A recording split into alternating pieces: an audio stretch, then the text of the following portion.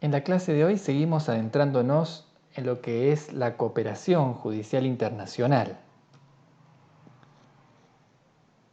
Y dentro de la cooperación judicial internacional hemos visto ya lo que es el reconocimiento y ejecución de sentencias y laudos arbitrales extranjeros. Y nos quedan por ver la cooperación cautelar, la producción de pruebas en el extranjero y las notificaciones en el extranjero. Vemos que en esta materia encontramos una gran cantidad de normas convencionales.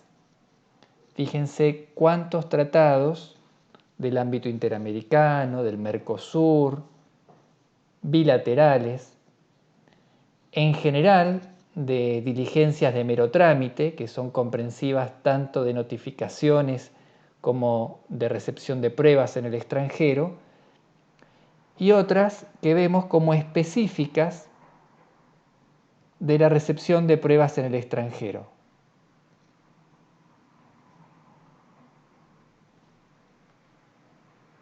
Vemos también que en fuente interna encontramos alguna norma en el Código Civil y Comercial.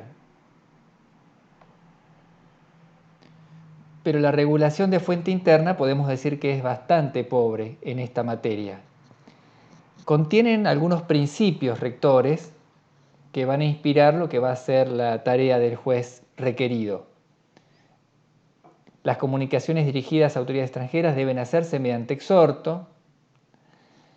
Se debe dar cumplimiento a las medidas de mero trámite y probatorias solicitadas por autoridades jurisdiccionales extranjeras siempre que la resolución que las ordene no afecte principios de orden público del derecho argentino. Sabemos que se refiere al orden público internacional. Los exhortos deben tramitarse de oficio y sin demora. Los jueces argentinos deben brindar amplia cooperación jurisdiccional en materia civil, comercial y laboral. En fin, los vemos como principios rectores.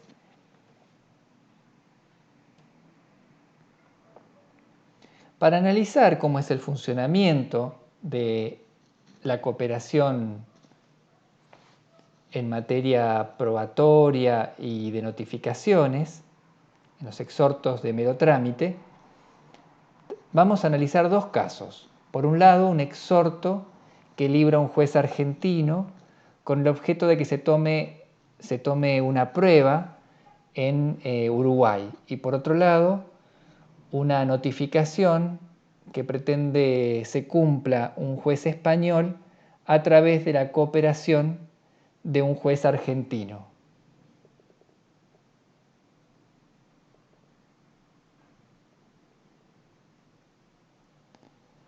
Vemos entonces que en el caso con España decíamos que el objeto de la notificación del exhorto era la notificación de un traslado de demanda, en tanto que el caso con Uruguay tiene por objeto la realización de una prueba testimonial.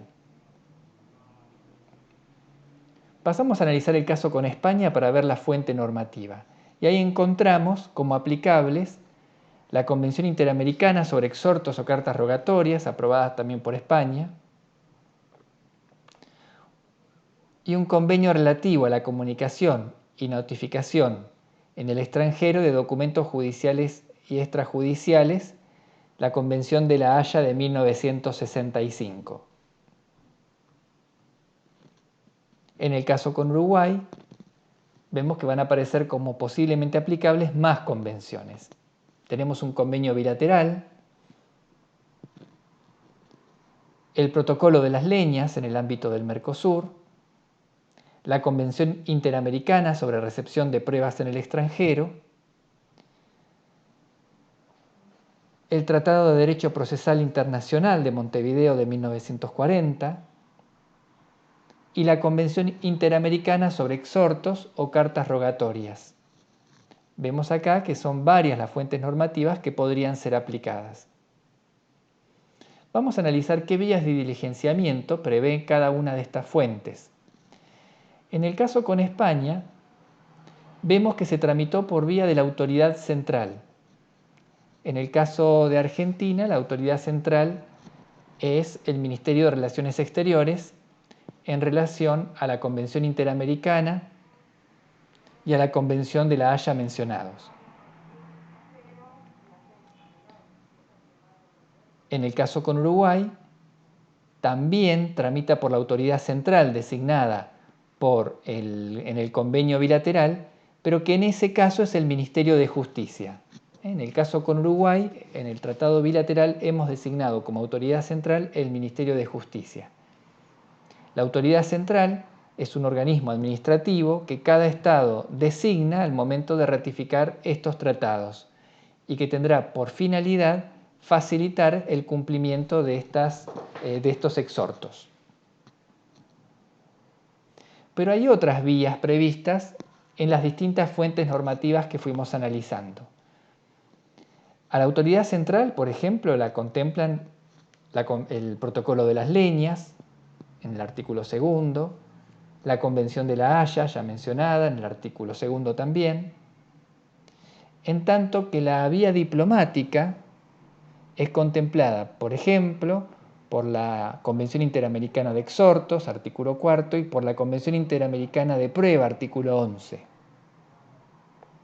Otra vía posible es la vía judicial, y esta está prevista cuando se trata de tribunales de frontera, es decir, cuando son muy próximos los tribunales, por ejemplo, en el límite entre Argentina y Uruguay, que los tribunales de ambos de las ciudades limítrofes puedan establecer un contacto directo.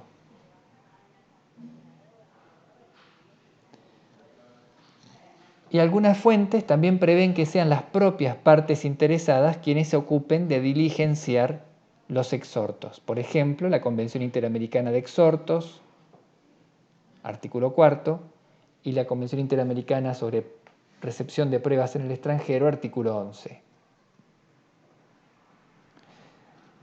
Vamos a ver qué requisitos contemplan estas fuentes normativas.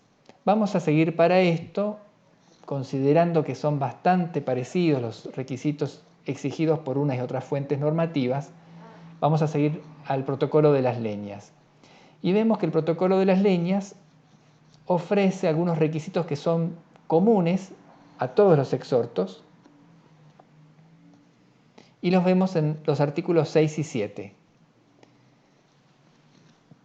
Lo primero debe estar expresado, identificado, con su denominación y domicilio, cuál es el tribunal requirente. Podríamos decir el J1, el juez que pide una medida de prueba o una notificación en el extranjero.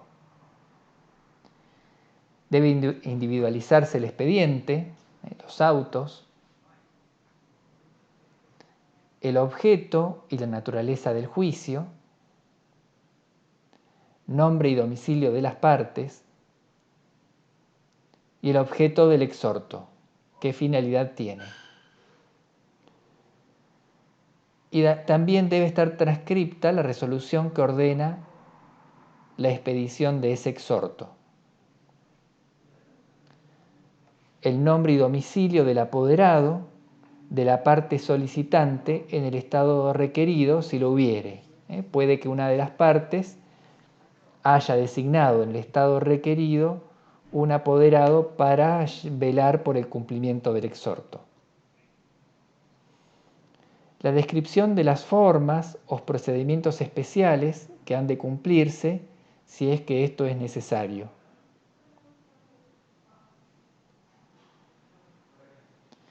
Y cualquier otra información que facilite el cumplimiento del exhorto. Estos son los requisitos comunes a todos los exhortos de mero trámite, tanto para notificar como para la producción de prueba en el extranjero.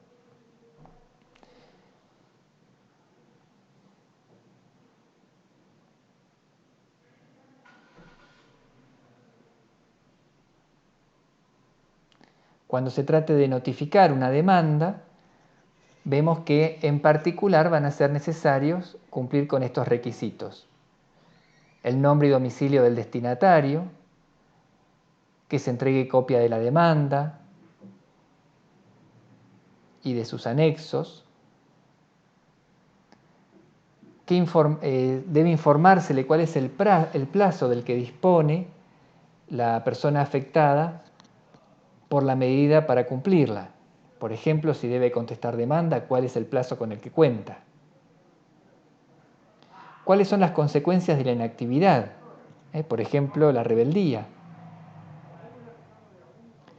Se le debe informar, para garantizar su derecho de defensa, si cuenta con una defensoría de oficio o alguna sociedad de auxilio legal en el estado donde debe cumplir con la medida, donde debe, por ejemplo, contestar la demanda, en el estado del juez requirente.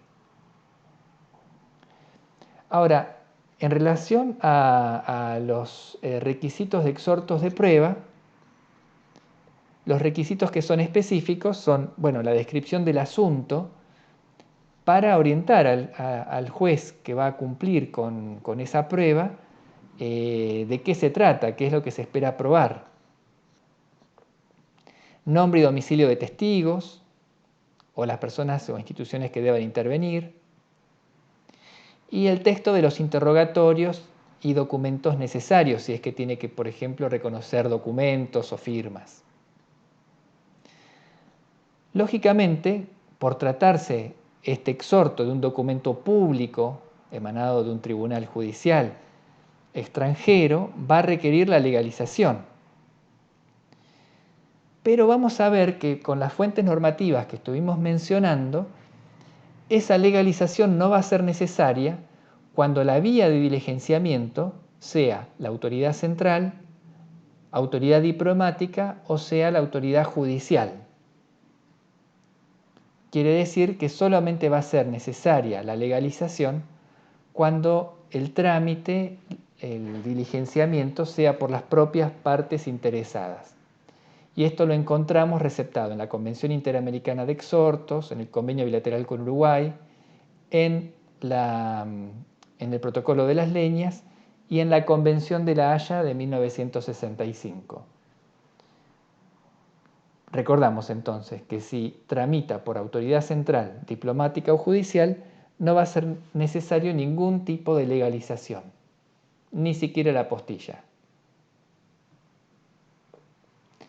Un aspecto que es importante es analizar si debe analizar el juez requerido la jurisdicción indirecta, es decir, preguntarse si el juez requirente es competente en la esfera internacional para resolver ese caso.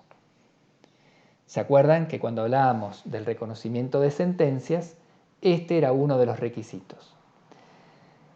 A la luz de lo que dicen la Convención Interamericana de Exhortos, la Convención de Prueba, el Protocolo de las Leñas y la Convención de La Haya, vemos que este requisito no es necesario. Fíjense que en todos los casos están diciendo que el cumplimiento del exhorto o carta rogatoria no implicará en definitiva el reconocimiento de la competencia del órgano jurisdiccional requirente, ni tampoco el compromiso a reconocer la validez o proceder a la ejecución de la sentencia que dicte. Vemos de esta manera que con palabras más, palabras menos, estas cuatro fuentes normativas que estuvimos analizando nos dicen que no es necesario analizar la jurisdicción indirecta para dar curso a un exhorto de mero trámite.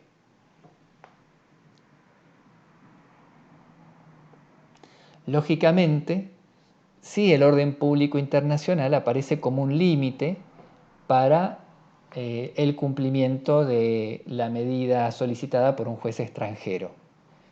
Lo vemos en el artículo 17, el Estado requerido de la Convención Interamericana de Exhortos. El Estado requerido podrá rehusar el cumplimiento de un exhorto o carta rogatoria cuando sea manifiestamente contrario al orden público. Esto de manifiestamente aparece el carácter restrictivo del orden público internacional. El carácter excepcional del orden público internacional y su aplicación restrictiva. En tanto que el Protocolo de las Leñas habla de los principios de orden público del Estado requerido. con una terminología más antigua. La Convención de La Haya también refiere al orden público internacional, hablando de la soberanía o la seguridad del Estado.